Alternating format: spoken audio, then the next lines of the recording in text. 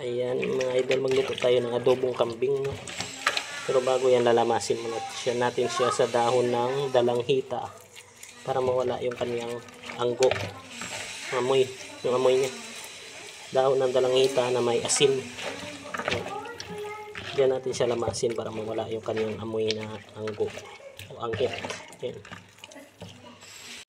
Tapos mamaya ipakukuluan natin siya, palalambutin natin siya sa pineapple juice.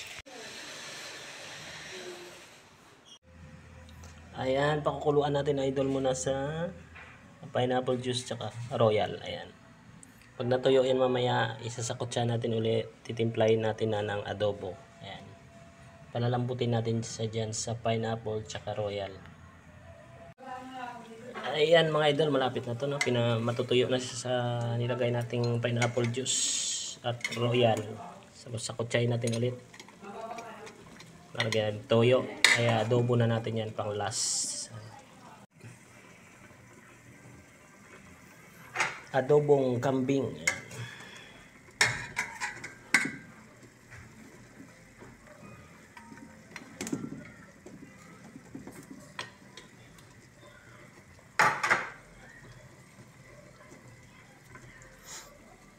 Walang kaamoy-amoy idol na anggo, no? Kasi inano natin kanina sa dahon ng dalanghita, dalandan.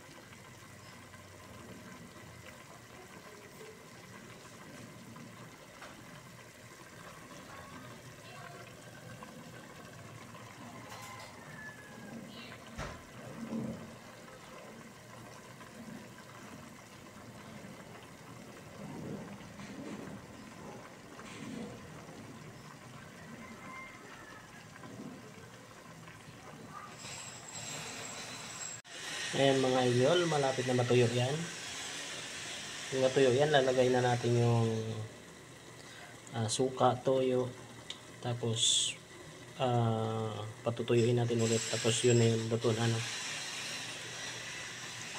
Ayan, ano pa lang yan, pinatuyo pa lang yan sa pineapple juice saka royal para manuot yung lasa. Wala siyang kaanggo, no? Wala siyang kaamoy-amoy kasi nilamas natin kanina sa dahon ng dalanghita tsaka sa asin. Ayan. Tapos hinugasan natin ng mabuti kaya wala siyang kaamoy-amoy, kasi pag hindi ka po marunong yan, may anggo yan, no? May amoy na parang parang kakaiba yung amoy niyan, matapang. Tawagin doon anggo, kung sa Bisaya parang anghit. Pero ngayon wala siyang kaamoy-amoy kasi talagang nilamas natin sa dahon ng dalanghita. Ayan.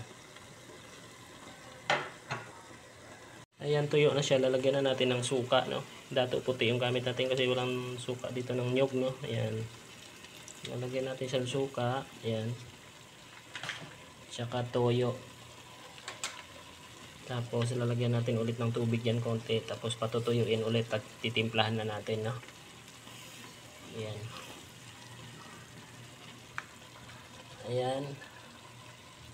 Tapos lagyan natin ng konting tubig. Ayan mga idol, yan. Lagyan na natin ng tubig, patutuyuin na natin yan. Pag natuyo yan mamaya at pag kumulo pala, lalagay natin itong dinurog natin na Skyflex para lumapot siya ng konti. Tsaka para masarap yung texture niya, no? Ayan. Ayan idol, tingnan na natin. Sensya na kayo maingay kasi may gumagawa sa kabilang bahay. Ayan. Ayan, mabango na siya mga idol. Ayan. Titikman natin itong lasa niya. Tapos lalagyan natin ng Skyflex pampalapot.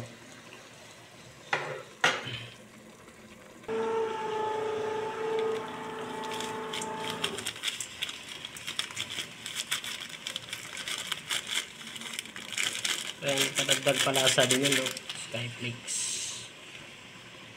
Maglalagay tayo ng konting kagat, no? Ayan, no? Sili. Wowex. Yan.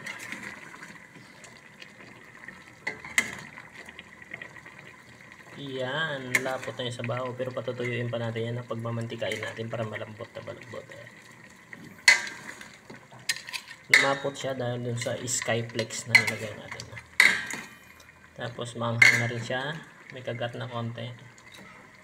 Ayan yung adobong kambing natin.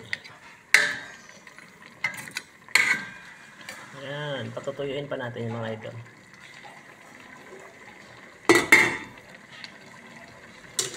Tatakpan lang natin.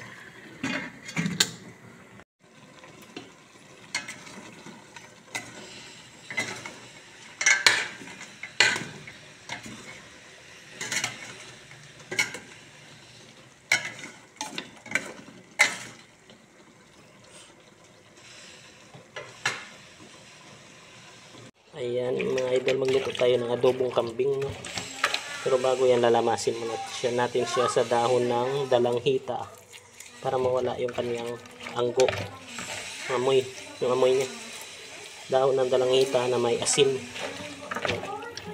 Diyan natin siya lamasin para mawala yung kanyang amoy na anggo o anghit. Ayan. Ayan, pakukuluan natin idol muna sa pineapple juice tsaka royal. Ayan. Pag natuyo yan mamaya, isasakot siya natin ulit. Titimplahin natin na ng adobo. Ayan. Palalambutin natin siya dyan sa pineapple tsaka royal. Ayan mga idol, malapit na to, no? Matutuyo na siya sa nilagay nating pineapple juice at royal. Sakot-sakotsahin natin ulit. Lagyan toyo. Kaya adobo na natin yan pang last.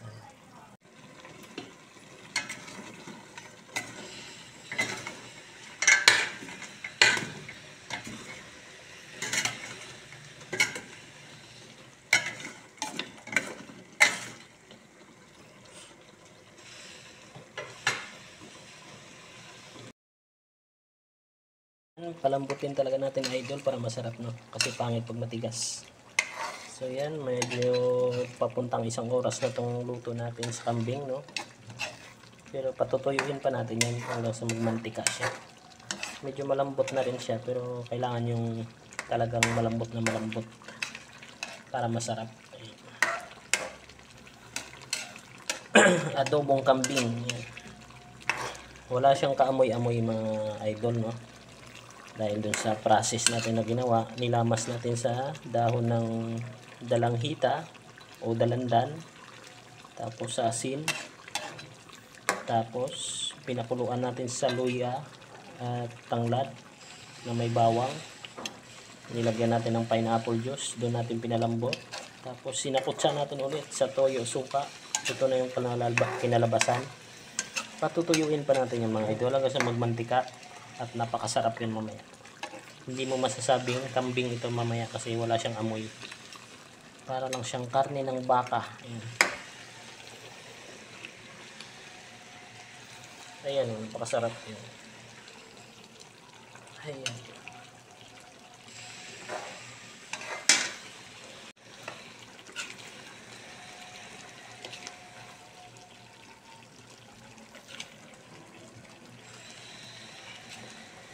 Yan yung ating adobong kambing, napakasarap. Yan na yung literal na ano niya, naluto na siya. Yan. Pero patutuyuin pa natin, depende sa inyo. Sa atin gusto natin yung magmamantika. Wala siyang amoy idol, no? Dahil dun sa process na ginawa natin, yung nilamas natin sa dahon ng dalandan o dalanghita. Yan. Tsaka asin. Tapos pinakuluan natin siya sa pineapple juice na may royal bago natin niluto ulit sa toyo at suka. Ito na ngayon yung kinalabasan. Malapit na siyang maluto. Ayan. Napakasarap. At dahil malapot siya dahil dun sa dinurog natin na skyflakes. Pwede din biskotso pag meron kayo. Basta yung tinapay na crackers. So yan mga idol, pakipalo na lang. So yan, meron tayo ditong dinurog na happy na mani, lagyan natin para may texture, tsang medyo magaspang-gaspang para masarap. Ayan, nilagay na natin, haluin na natin, no? Para pati daliri mo didilaan mo sa sobrang sarap, no? Ayan.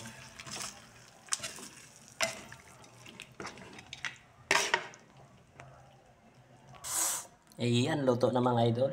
Maraming salamat sa panonood. Paki-subscribe na lang channel natin. At sa Facebook, paki-follow na lang. Sa YouTube, paki-subscribe. Ayan.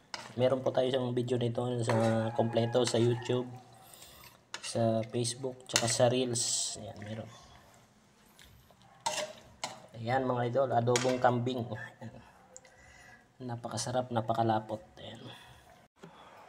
Ito na idol yung ating adobong kambing. Ayan. Tikman na natin, no?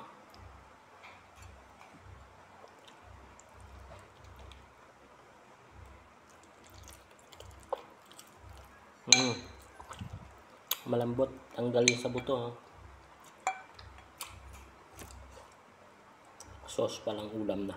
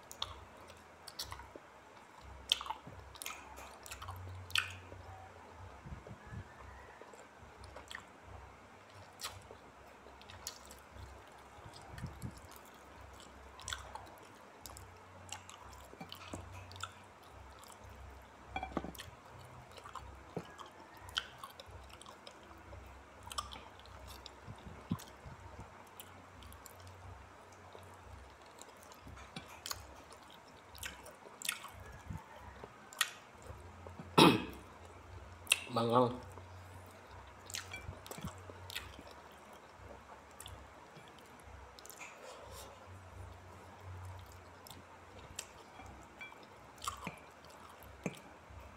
maganda talaga dito gamitin yung pressure cooker, no? Para hindi sayang gasol nyo, no? Magastos sa gasol to, no? Kasi medyo matigas pag ano. Buti po sa probinsya kasi pwede mo lutuin sa kahoy, no? Dito sa Maynila, gasol. Kaya magastos paglaga. Dapat pressure cooker.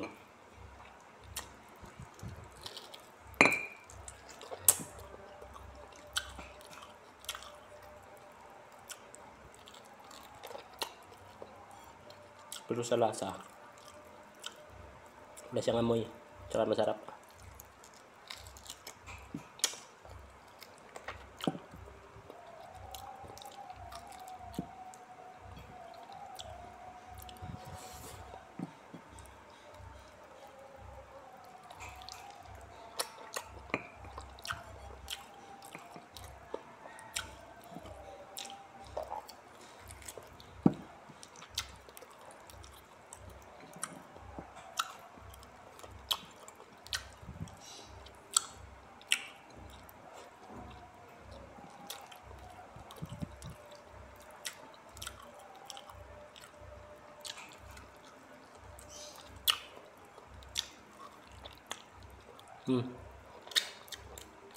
Ang masarap. Pati daliri mo didilaan mo talaga.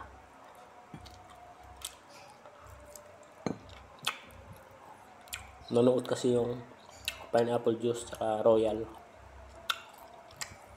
Manamis-namis na maanghang na medyo may alat-alat konti. Maasim-asim, may suka.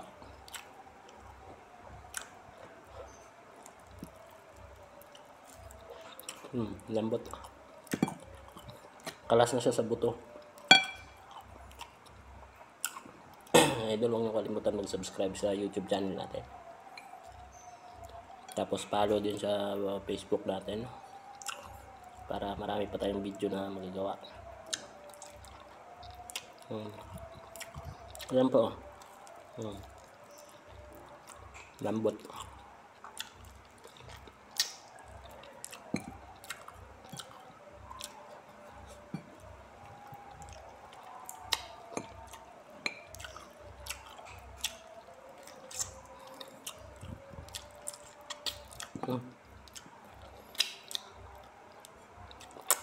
Sobrang masarap.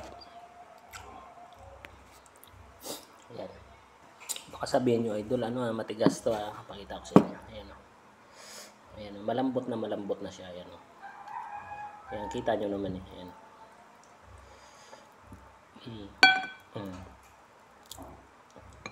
Ayan o. Malambot na siya. Hindi pa yung pressure cooker yung pinaglutuan natin, no? Sa kaldero lang. Sa kawali. Pero matagal siya, halos sobra 1 oras. Yung medyo matigas niya lang, yung dun na part niya sa may paa. Kasi medyo mabalat dun sa mabuto. Medyo matigas. Pero yung sa laman, malambot na. Yan, no? Pero advisable talaga dito, pressure cooker. Kung nagluto kayo. Para malambot na malambot.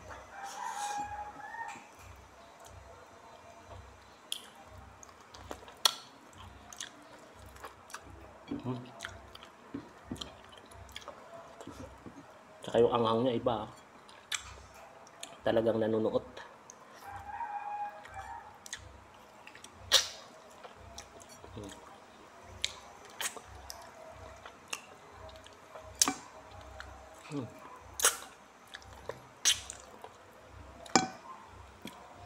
Sarap. Ayan o. Ayan, napakalambot.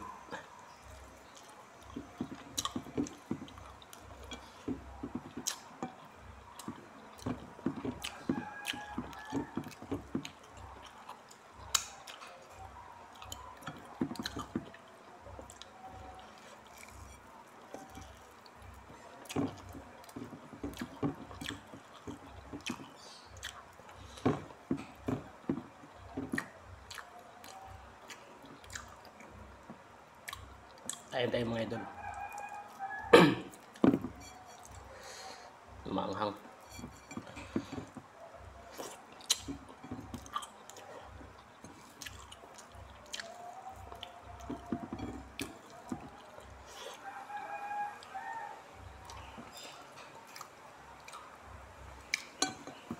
So yun mga idol, huwag nyo kalimutan mag-subscribe sa channel natin. Marami pa tayong video papakita sa inyo.